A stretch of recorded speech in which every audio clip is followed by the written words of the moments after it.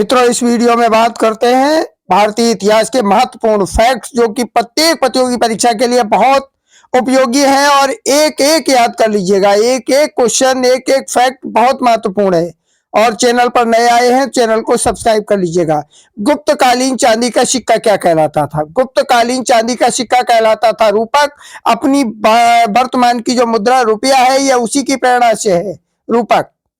गुप्तकालीन चांदी का सिक्का रूपक कहलाता था, याद कर लीजिएगा इसको। नेक्स्ट देखिएगा,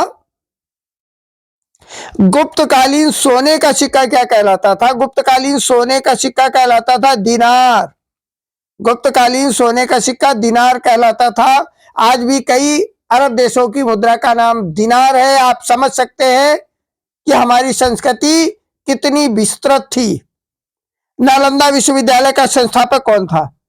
नालंदा विश्वविद्यालय का संस्थापक था कुमारगुप्त, जो कि हमारे यहाँ नालंदा और तक्षशिला दोनों ही अध्ययन के महाकेंद्र थे, विश्व के प्राचीनतम केंद्र थे। नालंदा विश्वविद्यालय का संस्थापक कुमारगुप्त, और नालंदा विश्वविद्यालय को बख्तियार खिलजी ने नष्ट कर दिया।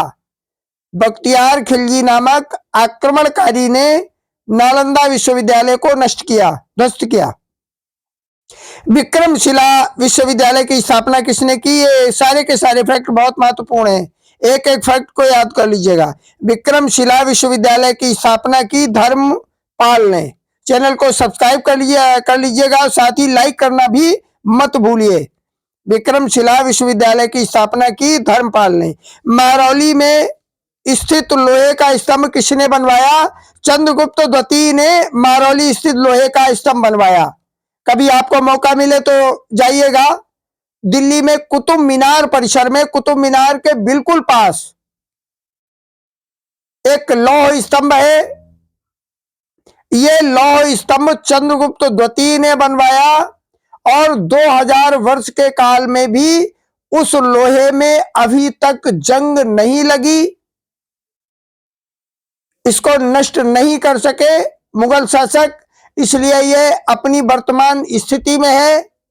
अब आप लोग समझ सकते हैं, और बहुत सारे भग्नावशेष आपको मिलेंगे। हिंदू देवी देवताओं के चित्र, खंडित चित्र वहां मिलेंगे, क्योंकि 27 जैन और हिंदू मंदिरों को तोड़ करके उनके अवशेषों से वहां कुतुब मीनार का निर्माण करवाया गया। यह महरौली नामक स्थान पर है, दिल्ली में। गंगई कोंड कहा जाता है, किसको कहा जाता है? गंगई कोंड कहा जाता है राजेंद्र प्रथम को। राजेंद्र प्रथम को गंगई कोंड कहा जाता है। गुप्त काल की राजकीय भाषा कौन सी थी? गुप्त काल की राजकीय भाषा थी संस्कृत। भारतीय इतिहास का स्वर्ण युग किसको कहा जाता है? गुप्त काल को भारतीय इतिहास का स्वर्ण युग कहा जाता है। गुप्त वंश का अंतिम शासक कौन था? विष्णुगुप्त गुप्त वंश का अंतिम शासक था। वर्धन साम्राज्य का संस्थापक कौन था? याद कर लीजिएगा। वर्धन साम्राज्य का संस्थापक था पुष्यभूति। पुष्यभूति ने वर्धन साम्राज्य की नींव रखी। पुष्यभूति वंश का संस्थापक पुष्यभूति था, यानी पुष्यभूति भी, इसको पुष्यभूति वंश भी कहते हैं। इसका संस्थापक पुष्यभूति ही था। हर्षवर्धन इस वर्धन वंश का प्रतापी सम्राट था। हर्षवर्धन ने जो प्राचीन राजधानी वर्धन वंश की थी थानेश्वर, वहां से कन्नौज में स्थापित की। हर्षवर्धन के काल में कन्नौज का इतिहास चरम पर था, और इतिहास संपूर्ण हर्षवर्धन के साम्राज्य की राजधानी थी। भूमि देने की सामंती प्रथा किसने शुरू की? भूमि देने की सामंती प्रथा हर्षवर्धन ने ही शुरू की। ह्वेनसांग कब भारत आया? ह्वेनसांग हर्षवर्धन के शासनकाल में ही भारत आया। ह्वेनसांग द्वारा रचित पुस्तक कौन है? ह्वेनसांग ने तत्कालीन भारत की प्रशासनिक व्यवस्था पर पुस्तक लिखी है चाइनीज भाषा में।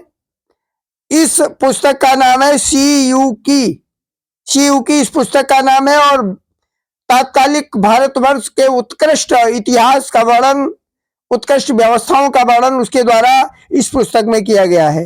यात्रियों का राजकुमार कौन कहलाता है? ह्वेनसांग को यात्रियों का राजकुमार भी कहा जाता है। नीति का पंडित एवं शाक्य मुनि किसको कहा जाता है? ह्वेन सांग को ही नीति का पंडित और शाक्य मुनि भी कहा जाता है। हर्षवर्धन का दरबारी कवि कौन था? हर्षवर्धन का दरबारी कवि था बाणभट्ट। इसको याद करिएगा, हर्षवर्धन का दरबारी कवि था बाणभट्ट। हर्षवर्धन का भू राजस्व दर कितना था? यानी हर्षवर्धन के काल में किसी भी कृषक को, क्योंकि संपूर्ण भूमि राजा की होती थी, किसी की निजी कोई भूमि नहीं होती थी, तो उत्पादित जो उपज होती थी उसका 1/6 भाग राजा को कर के रूप में देना पड़ता था। हर्षवर्धन का भू राजस्व दर 1/6 था। पुलकेशन द्वितीय ने हर्षवर्धन को कहाँ हराया? पुलकेशन द्वितीय ने हर्षवर्धन को हराया नर्मदा नदी के तट पर। हर्षवर्धन प्रति 5 वर्ष में एक धार्मिक सम्मेलन करता था और अपनी संपूर्ण जमा पूंजी को वहां धर्मार्थ दान कर देता था। ये सम्मेलन कहाँ करता था? ये सम्मेलन करता था वो प्रयागराज में। चैनल को सब्सक्राइब कर लीजिएगा, साथ ही जीके इन हिंदी नामक प्लेलिस्ट में जाके आप बहुत सारे जीके और जीएस के वीडियोज सुनकर के, वन लाइनर सुनकर के अपनी तैयारी को उत्कृष्ट कर सकते हैं।